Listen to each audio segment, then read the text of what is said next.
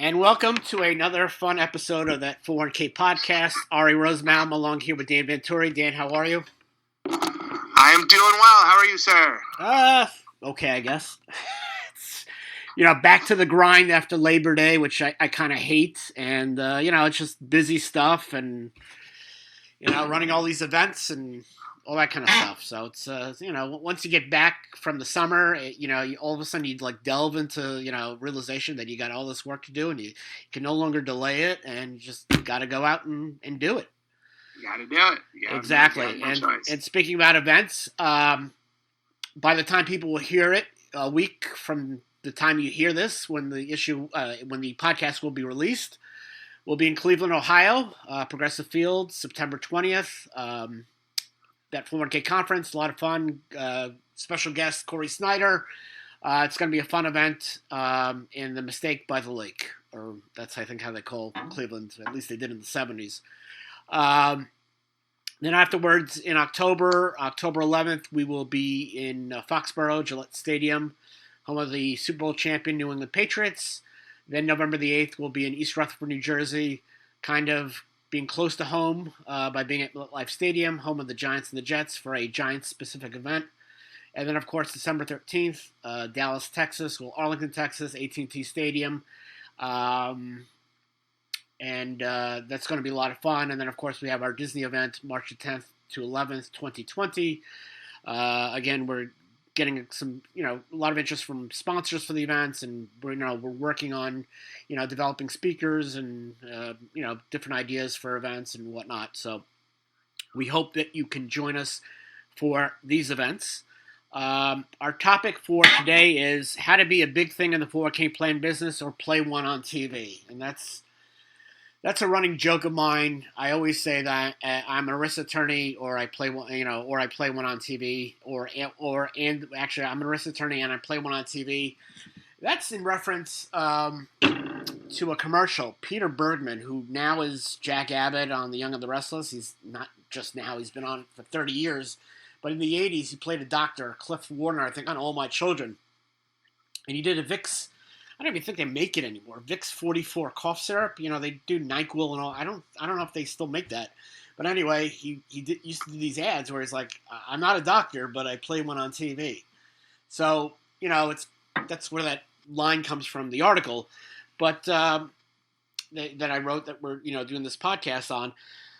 But really, they're, ways about, generating interest and making a name for yourself in the business. And there are some right ways to do it, and really there's some wrong ways to do it. And this is really about the right ways to do it. The wrong ways obviously is, to me, a perfect example is just being an annoying person on LinkedIn.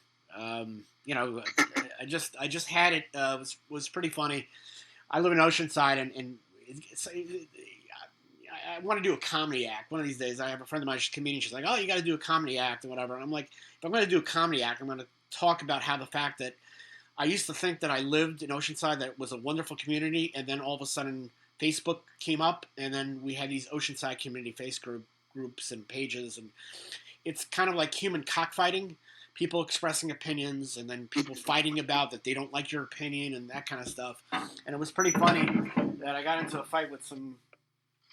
I made some political observations, and I don't like when if you know anything about me, I don't like when plan providers are picked because they're related to somebody or through cronyism.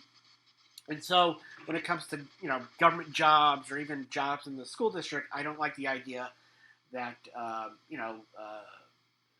people are picked because of who they know rather than what they know.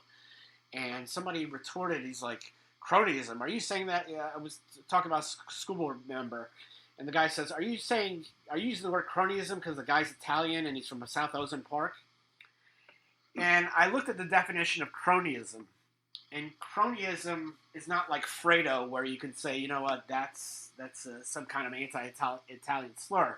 Cronyism is actually a Old English / Irish term from, I think, the 1700s. So it's not specific to Italians, and just, So anyway, this guy who's getting to a fight with me, whatever, he told me to F off, literally. And he's a business person, a small business person in the area who's a real estate agent, and that's the example I give you of how to make your name for yourself in the business in a bad way. Now everybody knows that he's a moron on Facebook. Why would I go to him as a real estate agent locally? It's just bad for business. And that's really one example where, to be a plan provider, that's not how the way you want to get your name out there. You don't want to be known, for bad business habits and this and that. So, number one on my list, how to be a big thing in the 401k plan business. One of my favorite movies of all time is The Shawshank Redemption. And one of the great, I always talk about Shawshank Redemption. I watched that so many times in law school, and I always jokingly say that that's the movie that saved my life in law school. Without that movie, I don't know how I'd be able to make all the nonsense and go through it all. 3 years. And it's a great line. Get busy living or get busy dying. And I think that that's one of the most important things, that you should learn. You have a choice. You could either just sit and do nothing, or you can work hard and develop, something for your business. I learned that get busy living, get busy dying. It was important to me when I worked at that Long Island law firm, with Lois and all that stuff. And I wasn't generating business from referrals from the partners in the law firm. For some reason or other, they didn't want me to talk to their clients, even though they would get 50 cents of every dollar I generated through selling ERISA services to these clients, whatever it is. So I realized that, the only way to survive is to properly market myself, providing articles to plan providers that the plan providers could use to solicit clients or to educate current clients. And I realized that, if you help plan providers out for free by developing these articles, they're going to remember you when there's an ERISA thing that needs to be fixed. They're going to, Ary helped me with this article that against TPA payroll providers. And you know what? When I have an ERISA matter or a BCP situation, whatever it is, I'm going to refer it to Ary because Ary helped me out and, I'm going to remember him. And that's really, what it's all about. And that's how I was able to be somewhat successful. I'll never be happy with how successful I am. And you just can't sit on the sidelines and wait by the phone and, think that people are just going to call you up out of the blue. You always have to be persistent in marketing yourself, meeting people, meeting other plan providers, developing relationships and whatnot, just not sitting around and scratching your rear end. Absolutely. I mean, when you were talking, just to digress, when you were talking about cold syrup, I don't know if you've ever come across this particular brand, Buckley's. It's a Canadian. Yeah.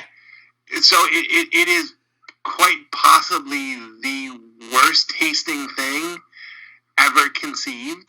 I mean, I want to say like there's evergreen in it, like there's pine needles, all sorts of crap is in this thing. But if you get it down, I swear to God, your cough goes away like 10 minutes later. Right. So that's just a needless shameless plug for the Buckley people. If anyone from Buckley is listening, please come to one of our 401k conferences. That said, our industry is wonderful and crazy, I think, at the same time.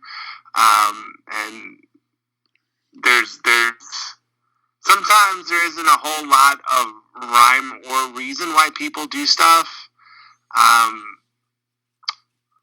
think the one constant though that you see is people falling back on the relationships that they've made.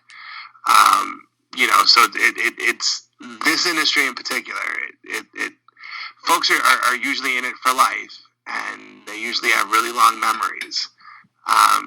So even if you don't like the person, don't burn the bridge. Right? You never know when that relationship will change. You never know when people move positions, and the one guy that was, keeping you from winning that business somehow becomes the reason why you win some business, right? So football season starting, right? And they love talking about putting stuff on tape. We all do the same thing, right? Don't write that nasty email. Write the email, just don't send it, right? Don't put that dumb post on Facebook. Don't be reactionary on Instagram.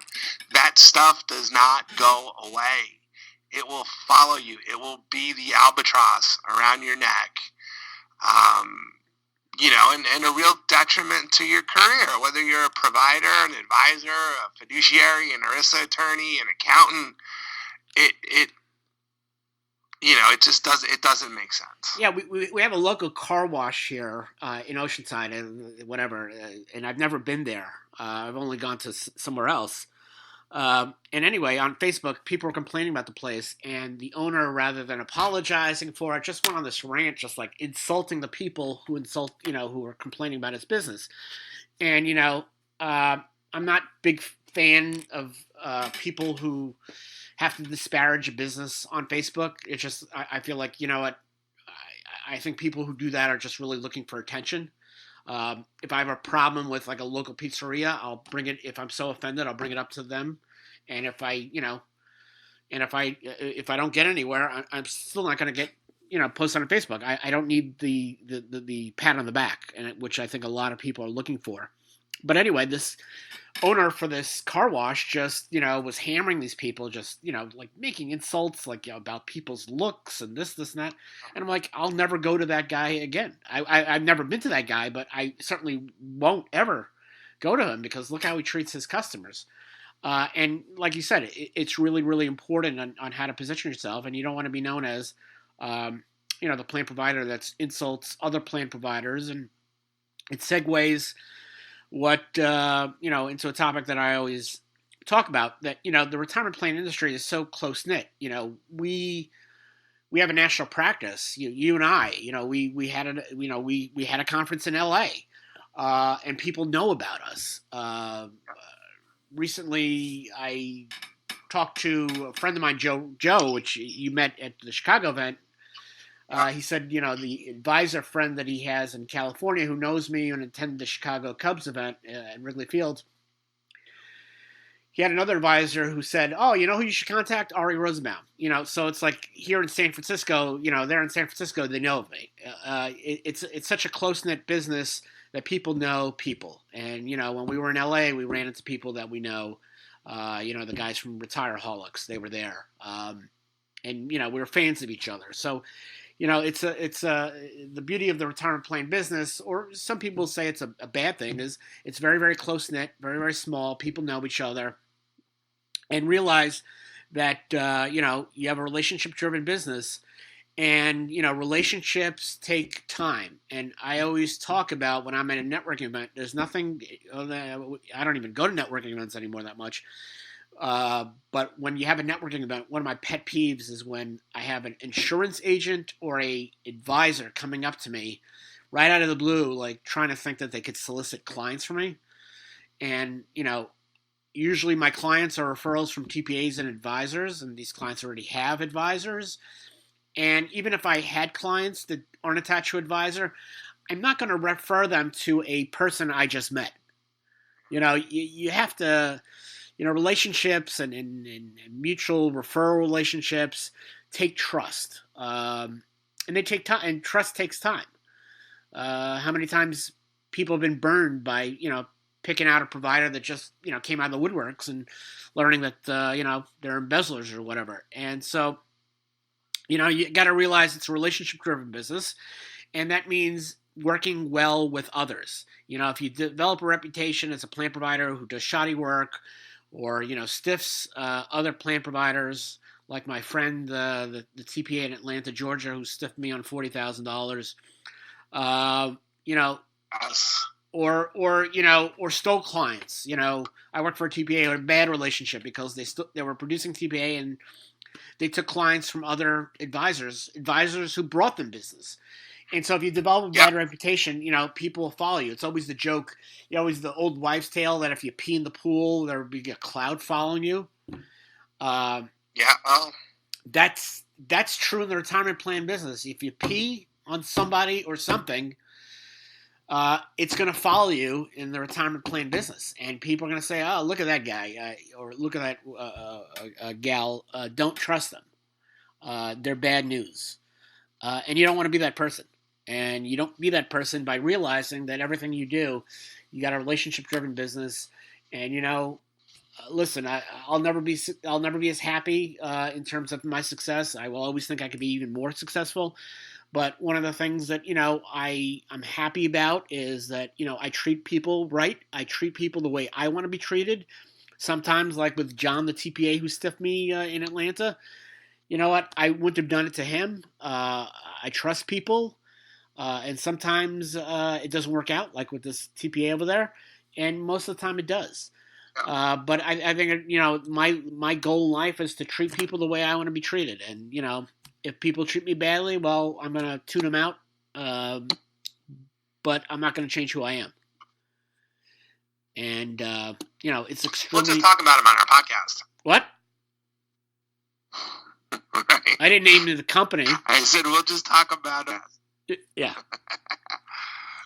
Yeah, we'll just we'll just run you down and yeah. You know this story. I mean, so and my two deadbeats. My two bad stories are in the South as well. One's in Alabama, an advisor in Alabama that had the temerity to reach out to the TPA that I brought in on the client. I brought the advisor, this Jack, on the client as well, and to cut me out as a 316. And then we all know the other clown show that we had the misfortune of running into. Right. That you've written about a few times, and so stuff follows you. Exactly. In this business, people have long memories. And another thing I'm really big on, content, social media content. I mean, that's how I develop my business. Easy to read articles that speak whatever grammatical errors they have, and thankfully I don't get as many complaints about my grammatical errors. But it kind of drives me nuts when I get those emails because, I know, and it bothers me. I'm far from being a perfectionist because I obviously make a lot of mistakes. But anyway, besides the fact of the grammatical errors, it does help out with business. Writing articles in a language that people can understand. I ran into somebody who works with a former... a partner of a law firm that I worked under for a very short time, and he told me, talking to her, I always feel like, she needs to, break it down because I feel like such a dummy, and this is like somebody who's got 20 years in the retirement plan business as an employee benefit specialist, and he's saying this law firm partner makes him feel dumb. When it comes to content, I never tried to be that way. I always thought that was a stupid idea. I don't need people to think that I'm smart. I kind of know that I'm smart, so I don't have to speak in ERISA ease. It does me no good. It doesn't do my potential clients very well. There we go with my grammatical errors. And does not serve them very well. It doesn't serve them very well, and it doesn't serve plan providers very well as well. You gotta, if you're going to produce content, do it in in a language that people understand. And sometimes that language is Spanish. Listen, if you have a Spanish clientele, well, write in Spanish. If you have a clientele that are attorneys, well, write in that kind of language. You have to write to the specific audience that you're trying to connect with. And that's an extremely important part of the business, realizing who your audience is and who are the great sources of clients, either directly with plan sponsors or indirectly through the use of a third-party plan provider. Yep, absolutely. And another way to stand out in this business is really offering something unique. I always tell the story, it goes back to pro wrestling. There was a guy by the name of Eric Bischoff. He was running WCW, which was the competitor to the WWF at the time. and he was going to put up a show up against WWF's Monday Night Raw, and everybody thought he was crazy. And I thought at the time he was crazy, but the best thing that he ever did was he sat down and he looked at what Raw was doing, and he says, Raw's a tape show. I'm going to offer a live show. Raw has these squash matches. I'm going to have top level main event type matches. They're kind of characters in wrestling are comic book or cartoon versions. I'm going to have more realistic characters. So what he did was he looked at what the competition was doing, and then he decided that he was going to create something unique. He wasn't going to create a carbon copy. And I think it's important as a plan provider, you're a financial advisor. Look at what other advisors are doing and see whether you can offer something that's unique. I was an ERISA attorney, still am. I looked at what other ERISA law firms were doing, and I wanted to do something unique. And of course, I had the marketing articles that helped out a lot. But most importantly, I decided that I didn't like billing people by the hour. So I was going to offer a practice where most of my work was done, a flat fee. When I have an IRS review audit, that's when I'm going to charge by the hour because I can't guesstimate exactly how much work's being done. But for everything else, drafting a plain document, drafting a plan amendment, I kind of know how much work's going to be entailed in this. So, if you're an advisor, maybe working on something dealing with the enrollment and education meetings, that may make you a little bit different out there because, my joke is that, most plan enrollment education meetings haven't changed since the 1990s. Maybe you could offer something there. Maybe you can, integrate with a unique benefit such as, student loan matching or Evo Share. Maybe you have a technological breakthrough on an app or a website or whatever it is, or some type of plan, concept. Again, it's important to look at what your competition is doing and seeing if you have something out there that's unique and different that lets you stand out. Partner with a MEP provider or a professional fiduciary, a plan administrator. Right. Just to name a few self-promotional services. Exactly. But yeah, I mean, I'm gonna jump into the whole self-promotional pool right now. I mean, there's a lot of stuff that I think we have coming out, Ary, that fits that description, right? It's a unique service, a unique product, a new approach on something that adds significant value to that relationship, to that plan sponsor relationship, and I think it'll go a long way in solidifying, that relationship for the advisor. Right. Exactly. It pays to, offer something unique, whether it's on your own or partner up with somebody. But, the industry likes new and something refreshing and something that's unique, and that's just a great opportunity to further grow your business. And, one of the caveats in trying to grow your business, when I started my own practice 9 years ago, I kind of realized that there was this kind of whole separate new industry that I've never come across before. It was an industry of people who wanted to separate me from my money.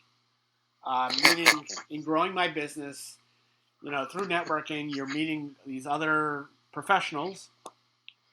Some people in the marketing world, some people in the public relations world, some people in the printing world, website world, SEO world, whatever it is. They wanted nothing better than to separate me from my money. Whether you're starting fresh or building up an existing plan provider business, you got to understand that, people are going to try to sell you things, and not everything you need.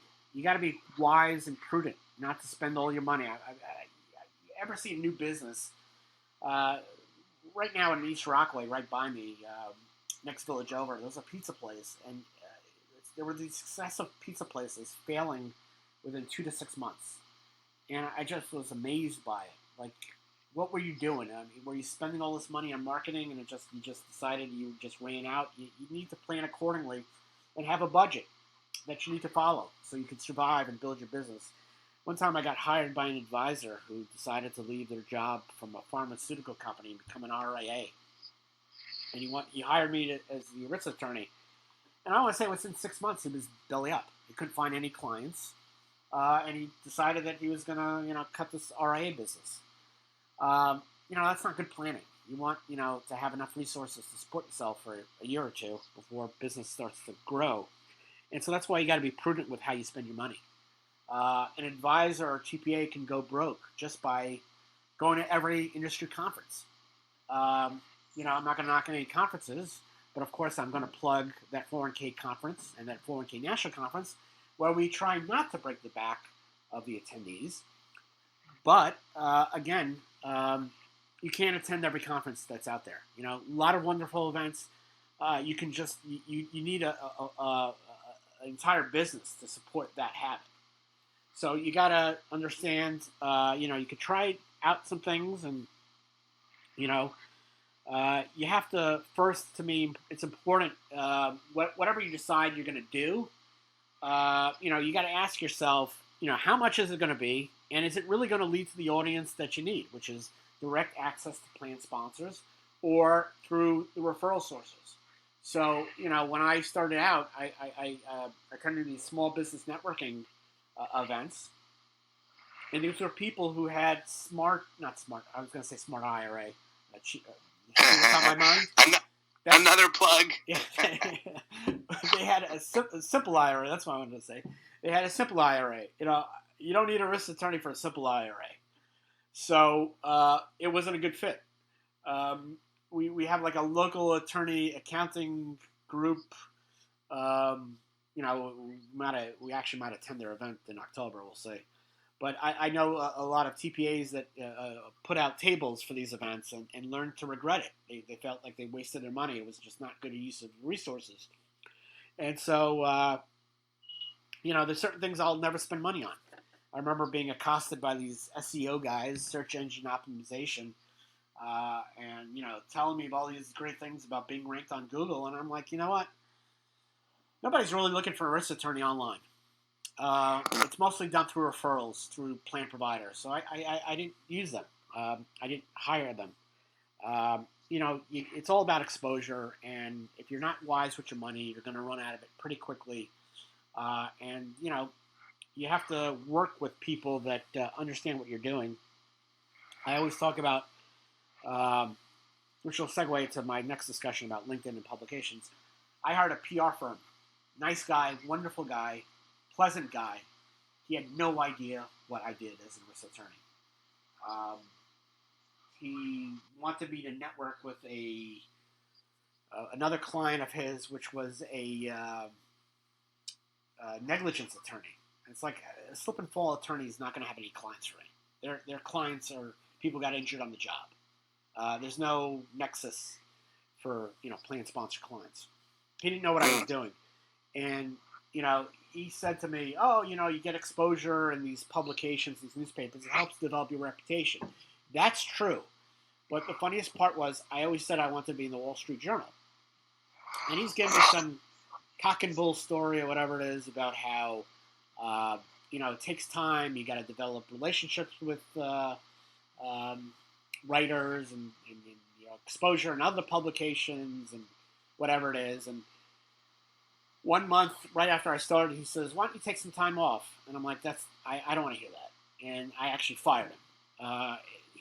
It was that, and he wanted me to share offices with another one of his clients, which was a TPA. And I said, that's an awful idea. A, I work out of the home. I can't afford rent. And B, other TPAs won't refer me work if they know I'm working at another TPA, whether it was separately or not. So anyway, lo and behold, I write some stuff on LinkedIn and Twitter about ETFs and 401k plans. Within months, I'm in the Wall Street Journal. And that segues into LinkedIn and publications. So I started on my own in April 2010. It was very, very slow, too slow. So one summer, I got invited to go to the Battery Park Ritz Carlton and met up with the co-founders of Brightscope. And one of them in particular, I think it was Mike Alfred, said to me, "You know what? What's going on?" I'm like, the business is really not picking up. And so he said, "You know what? The way we built our exposure at Brightscope, we went on the LinkedIn news groups. And we commented on stuff, and we posted stuff and whatnot. And that really started the article writing through JD Supra and the website and the blogging and all that stuff. And my business took off from that. So getting publications and being on LinkedIn and communicating with other plan providers may not directly get you clients, but it will certainly directly increase your reputation in the business. And by increasing your reputation in this business, it creates trust, relationships, all good stuff, and get your name out there. And, like the guy in Anchorman said, Ron Burgundy, I'm kind of a big deal.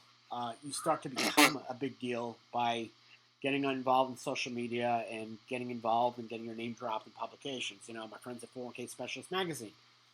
I post something and they like it and they repurpose it and put it in their magazine or put it on their website. So, I don't get clients because my name was in the Wall Street Journal. I get clients by telling people, "Oh, by the way, I was in the Wall Street Journal." Are you sure it's not because you have a vast knowledge of 1970s disaster movie trivia? No, it's in spite of that sometimes. It's in spite of my love of Airplane, which I was very, very disappointed that there's a local, well, it's not that local, but there's a Chiller Theater convention in Parsippany, New Jersey. And this October, they were going to have Robert Hayes and Julie Haggerty from Airplane.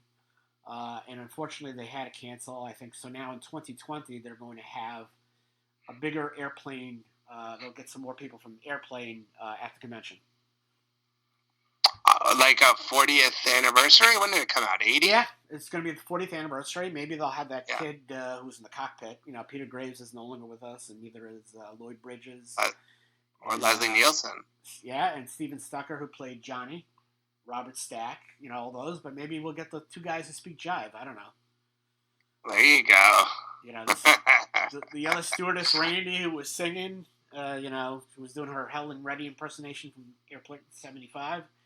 The one that kept knocking out the IV, right? That's based on, I always talk how Airplane is a redo of 0 Hour. There are certain instances where they do take stuff from Airport. In Airport 75, there's a girl played by Linda Blair from The Exorcist, and she's getting a new kidney, I think it was, or whatever it is. And there's Helen Reddy, the singer. Hear Me, did she do Hear Me Woman, Roar, or whatever. Helen Reddy was there, and she was playing a nun who was singing, and so they play off of that and whatever. So maybe she'll be there. Linda Blair was the Terminator girl? No. Or no? That's Linda Hamilton. Linda Blair's The Exorcist. Linda Blair, okay.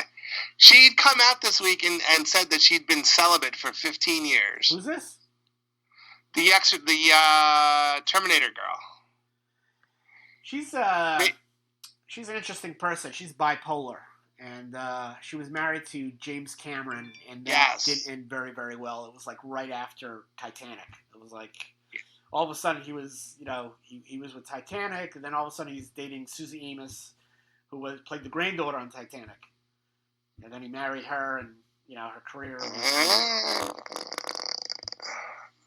Interesting. And then she did do Terminator 3. No. Speaking of Cameron, when are those sequels supposed to come out for Avatar? It keeps on getting pushed back, and I really couldn't care because I didn't like the first movie. You weren't a fan, huh? No. I'm like, what is this? And it really didn't interest me. It's one of those movies like I don't get. It's like the first Matrix. I think I watched the first Matrix or the first Lords of the Ring. And I'm like, this doesn't really interest me. Lord of the Rings is good. Matrix is okay. Yeah, I saw the first Matrix. I really, and I know they're going to reboot it or they're doing a fourth one or whatever it is, but whatever. I'm excited. I want to see and we've now digressed into the At the Movies part of our podcast. We're pretty much done with this topic. The only thing I'll add for our topic was it takes time and effort. So whatever you do, don't panic. It does take time to work things out. So anyway, about the movies. Put a little sweat into it. The that Brad Pitt one where his dad's Ad Astra. Yes, that looks really interesting. I think. Yeah, it does look interesting, and I can't believe Liv Tyler's doing another space movie after some 20 some odd years after Armageddon, playing the wife. Oh, is that? That's Liv Tyler. Oh, Liv Tyler, yes. Yeah. She's in it. Yeah. It was weird. I was thinking about where the hell did she go? She got married and then she got divorced and she's like living in London. She had another kid. I don't know. Weird stuff. Well, so yeah. There you go. Ad Astra looks good. The new Terminator looks good. Star Wars looks good. I haven't seen anything that looks bad. I mean, there's stuff in the theaters. I always like those trailers in the theaters, and I'm like, oh my god, I don't want to see this. What about The Irishman? When's that coming out? It's supposed to be released in the theaters for a short time, probably November. It's going to come out on Netflix. That movie does look good. It's a good trailer. Right, that's the Scorsese? Yep. Well, with all three of them, right? What is it, Pacino? De Niro and Pesci. And Pesci. Yeah, Pacino's playing Jimmy Hoffa, and De Niro's playing the Irishman who supposedly whacked Jimmy Hoffa, or so he claims. And it's based on a book called I Paint Houses, which is in reference to I Kill People. That's the code. So in the trailer, you'll see, I hear you paint houses. Yeah. Interesting. Yes, I do. So. Interesting. And they paid all that money for that de-aging process. You know, maybe we should pitch a show to the History Channel to track down Jimmy Hoffa. That's like a big thing these days, like tracking down lost crap. Well, they did that with, did they, when they replaced the turf at Giant Stadium? There was a show for that? No, it wasn't a show, but they looked for him.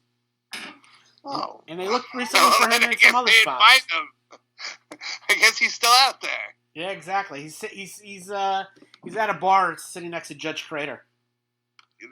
Exactly. You know. Oh man. All right. Well, I think we've come to the end of another fun-filled podcast. Exactly.